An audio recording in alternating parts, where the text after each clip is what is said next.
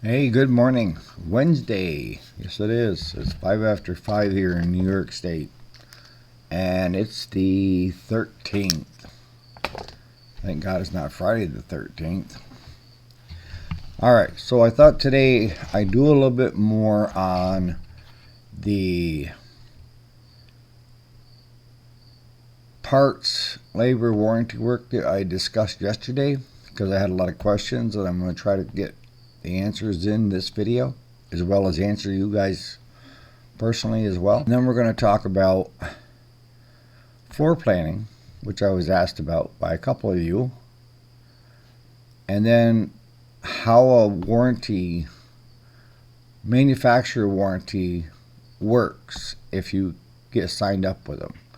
Because what I found is not every manufacturer is the same. So for each one of them, they're going to do it just a little bit different. Alright, so with yesterday, now some of the things that I didn't cover that are being asked about is like most aftermarket and OEM distributors like Homelight, Steel, Simplicity, you name it, all the OEMs, they do have a warranty on their parts. But that's only if you install them. See, there's the catch. I went around and around at one time because I was selling a lot of parts.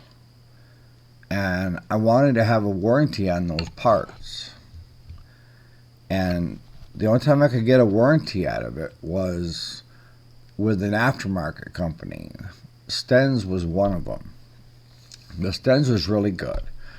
That told me to use my own judgment. And if a part came back and I really thought that it was defective, yes, they would swap it out or just... Actually, I bought so much from them over the years. You know, we were doing almost $35,000 a month with those guys. But if I had a part that was defective, then I would just have, at that time, Krista get on the phone, call them up, and they would ship that with the next order coming this way, no charge. And they trusted me enough that they never asked for the old part. So we just threw it here in the corners for, you know, the mechanics if they need a needle seat or something like that out of a carburetor. Electrical parts, if you're selling electrical parts, zero warranty. Tell you right now, there's too many ways you can have an electrical part get fried if you aren't doing what you're supposed to be doing. And I've seen good mechanics fry electrical parts on accident, whether it be the positive end hit something or what have you.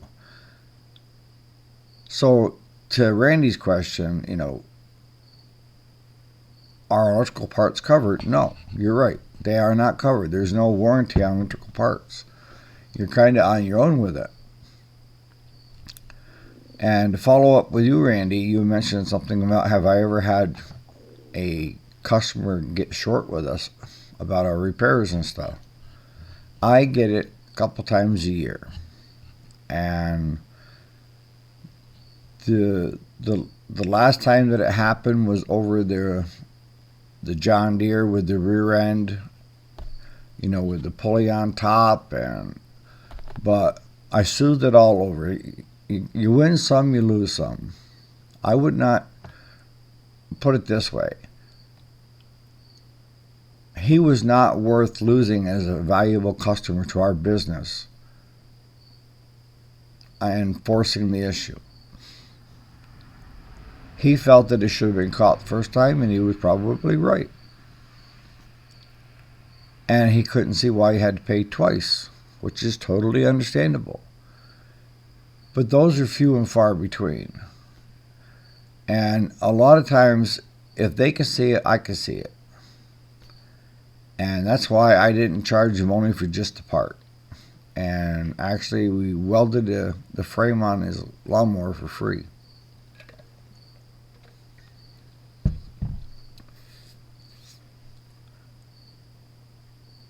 We give the customer an option when we're getting ready to do the repairs. I already pretty much know my regulars of whether they want OEM, aftermarket, or Chinese. I already know it. About half my customers want to stay with OEM, and that's what we do, and that's what they get charged. And they're okay with that because they made that decision. I try to make it, push it so that they're making the decision on it because, excuse me, people are really, money's tight. And the more things that you tack on there, the higher the price is to fix it.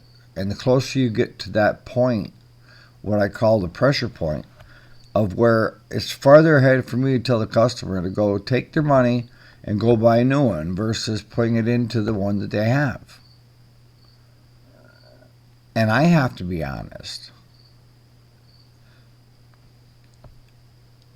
I mean, I try to treat people the way I would hope they would treat me.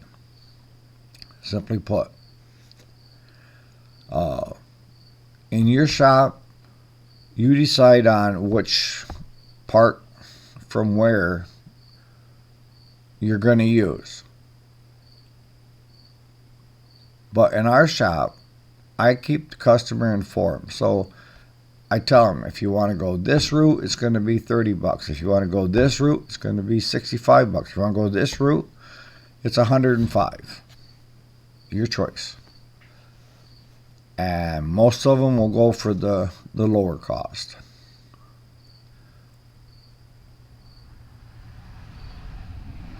I've had a lot of guys tell me they had threshold warranties. And the threshold warranty is the minute the customer grabs it and walks out the door with it or gets on it and puts it on their trailer. You aren't going to last long in this business if you have a threshold warranty. Something is bound to happen where something breaks. You have to instill trust and faith and honesty so that your customers feel good about what you're doing, feel good about you're taking care of them, and feel good about the thought that after they leave here, you've still got them covered. Now, I'm not saying that once you put your hands on it in the spring of the year, a lawnmower, let's say a riding lawnmower, that every time it breaks, you're responsible for it. No. I'm not saying that.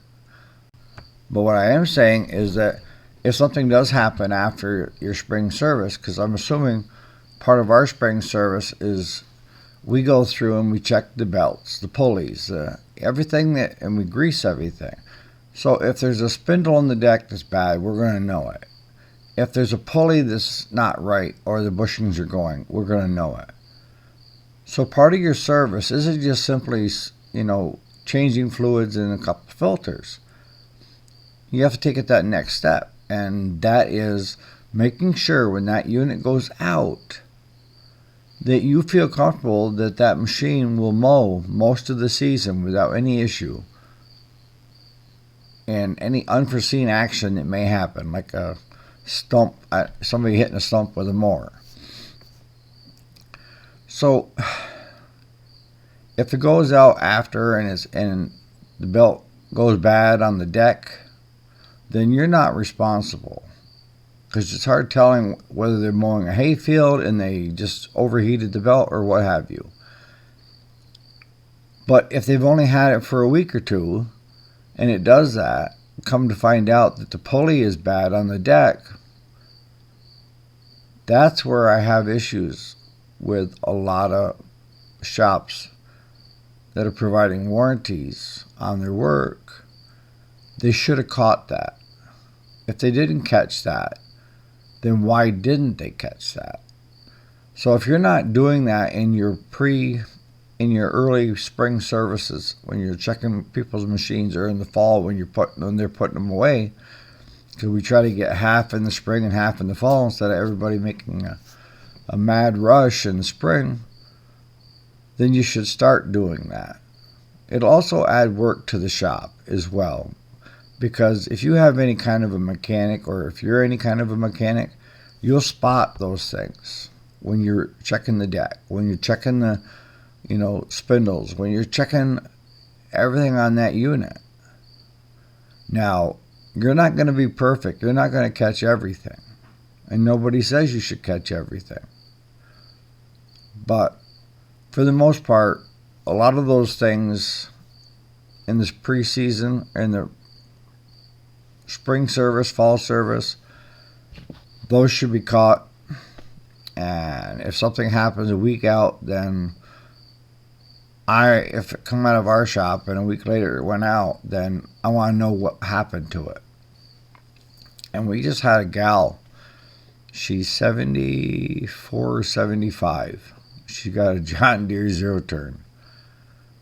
And we got a call yesterday that she hit something with it. But they got it running, but the minute they turn the deck on, it quits. So we hopped in the truck, run down. And I'm not kidding you. The blade went like this and then like this on both ends. And you could see where she had tried getting it back to the garage where the blade's running, and it was acting just like a freaking rototiller. Was that our fault? Should we caught that during the early season? Yeah, the blades were that bent and you didn't notice it, haha, and you. But this here, she hit a stump, a couple days ago, a day ago. So we're picking that up this morning, and we're going to order a set of blades and make sure that it didn't damage any spindles. That's on her. I mean, you see what I'm saying? And you're going to run into customers when it comes to the warranties and stuff that are going to think that you should be responsible for everything. And don't fall into that trap either. Alright, so spend enough time there. I want to jump to floor planning.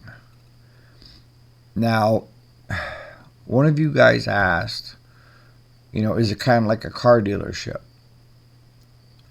I don't know what the new car dealerships do, but I know that years ago that they would put so many cars on the lot, and they had so many days to start selling them, and after a certain date, like 60, 90 days, they had to start paying interest.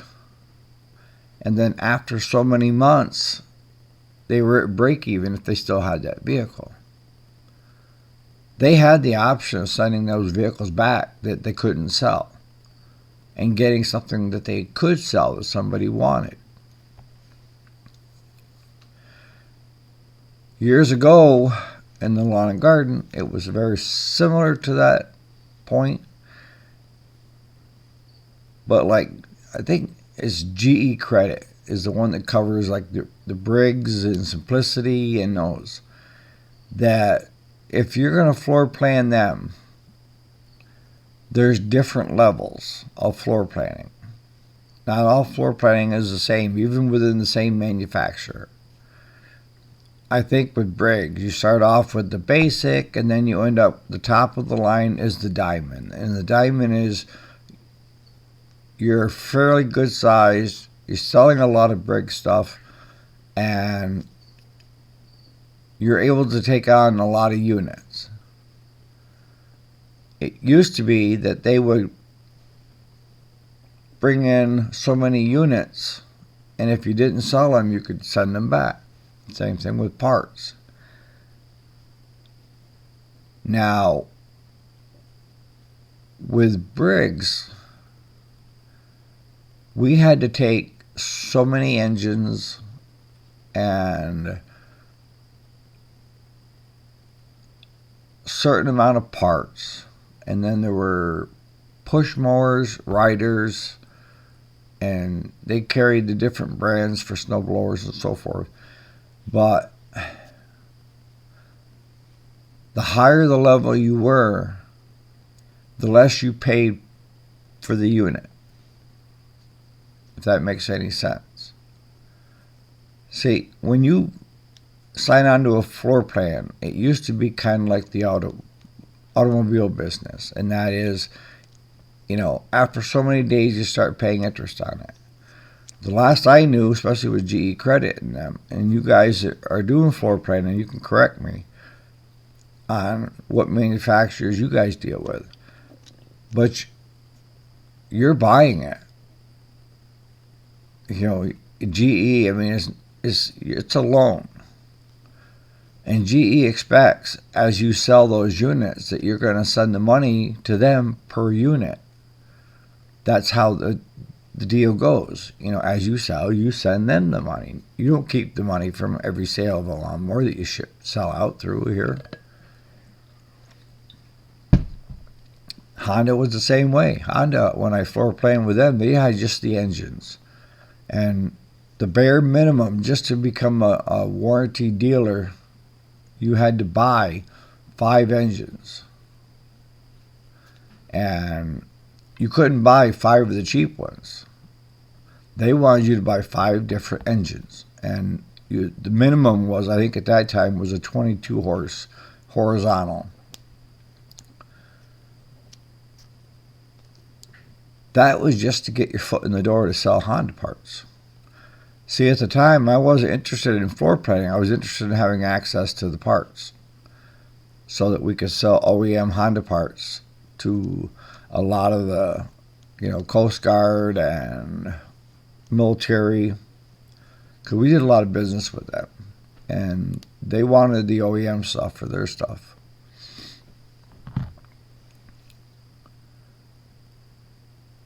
I tell people, be very careful when it comes to,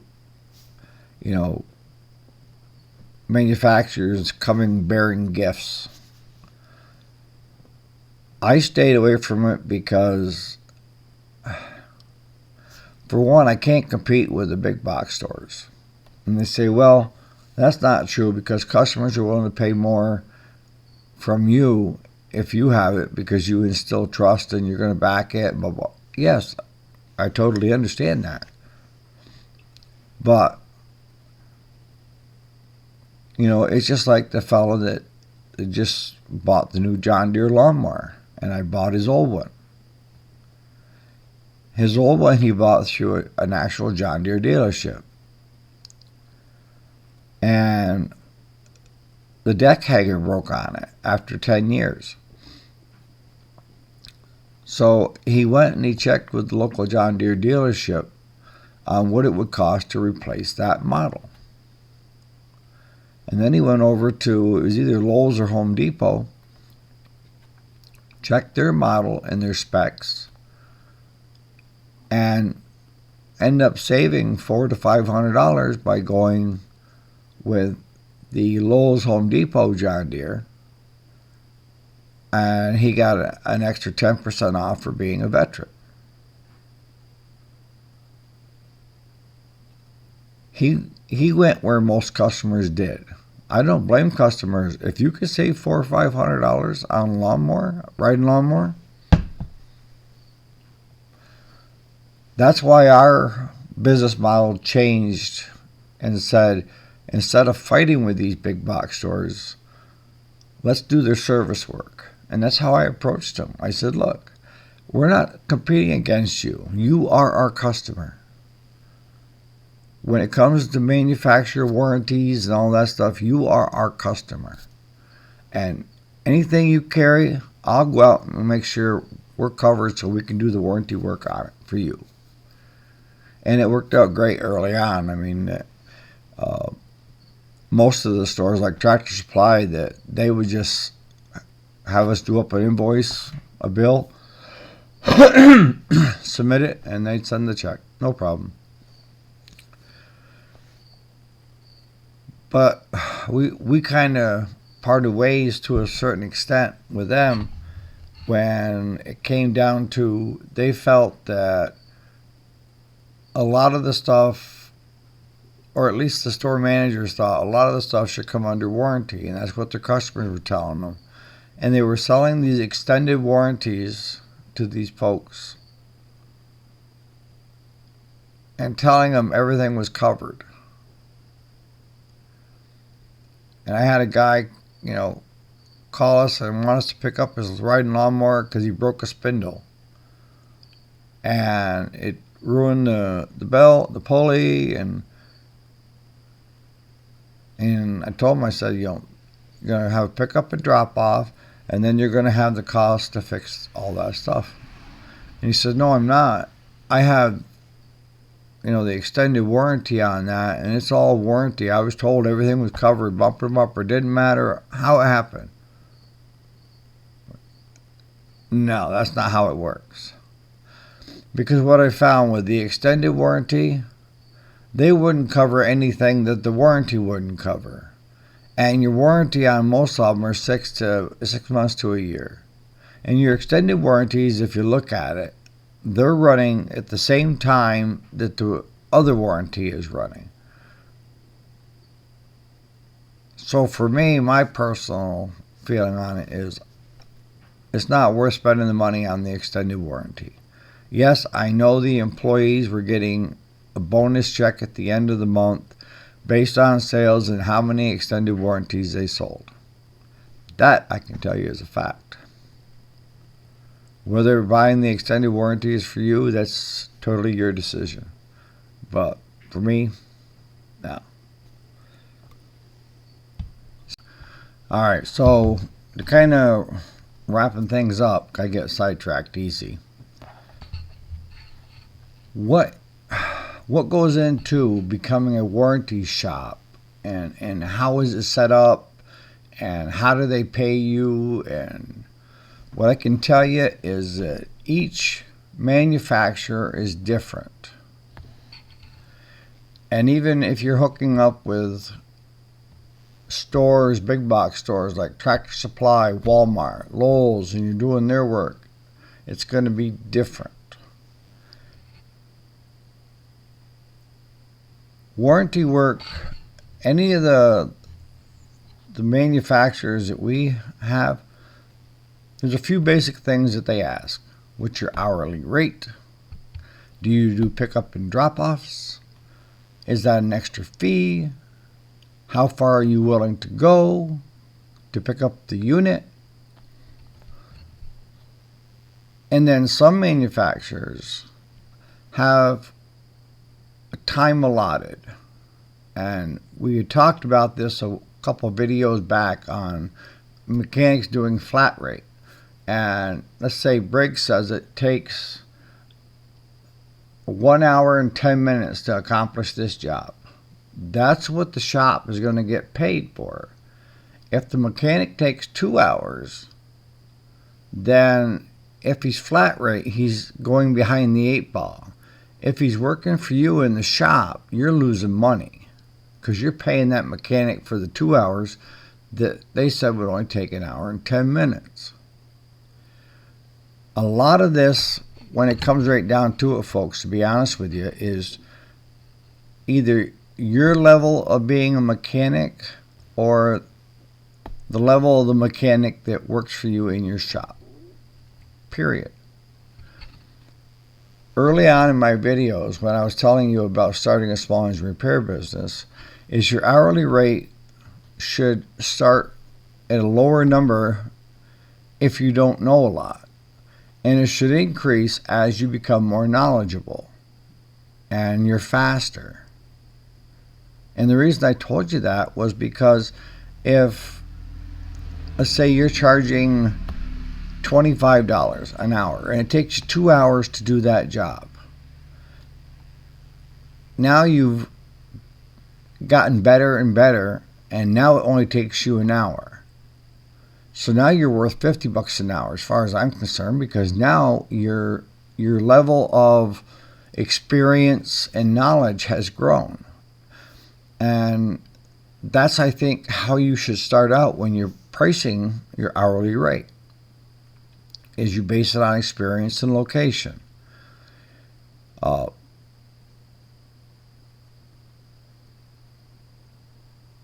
the other part of the warranty manufacturers aren't on flat rate time of what they expect and they're going to pay to have it done.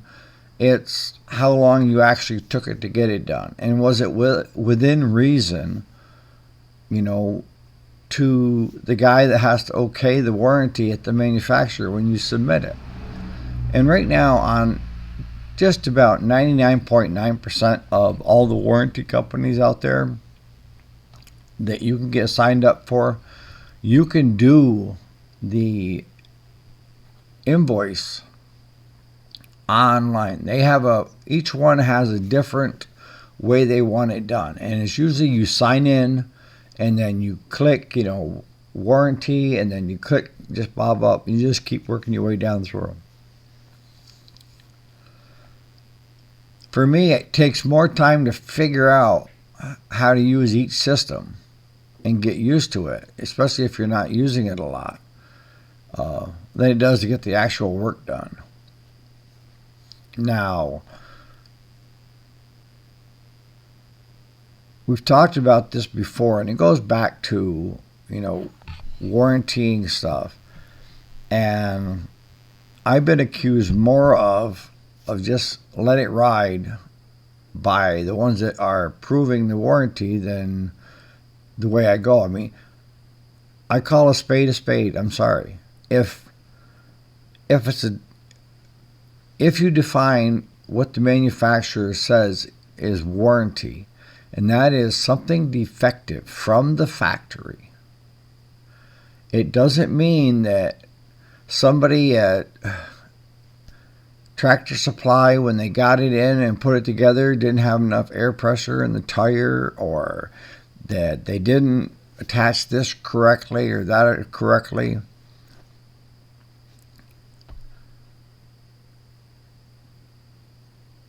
It's got to be a defective part. Now, if Tractor Supply had somebody that put together this riding lawnmower and something wasn't working because of what he or she did, Tractor Supply would pay me for it, because it wasn't a defective part, but it was something that person should have, if trained correctly, known how to put together that unit. So Tractor Supply is going to get that bill, and they will pay me for it. And, some people say, well, you don't want to get the employee in trouble. I'm not. I'm trying to cover my customer. I'm trying to do what's the right thing.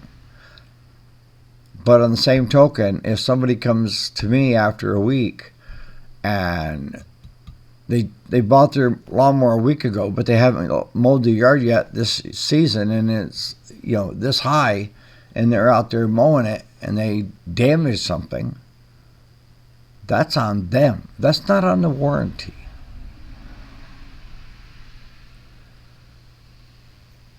So you want to really read the fine print when it comes to this.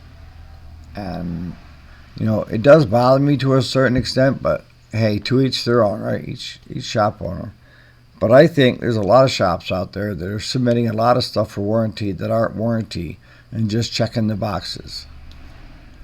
And that's why you have that guy sitting there that goes through all your warranties and checks off to see whether you're just trying to slide one through or not.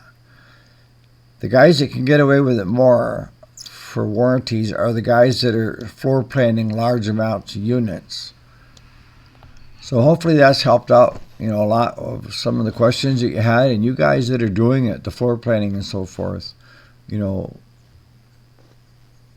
I see where one has already said it with the Husqvarna dealerships, the warranty work.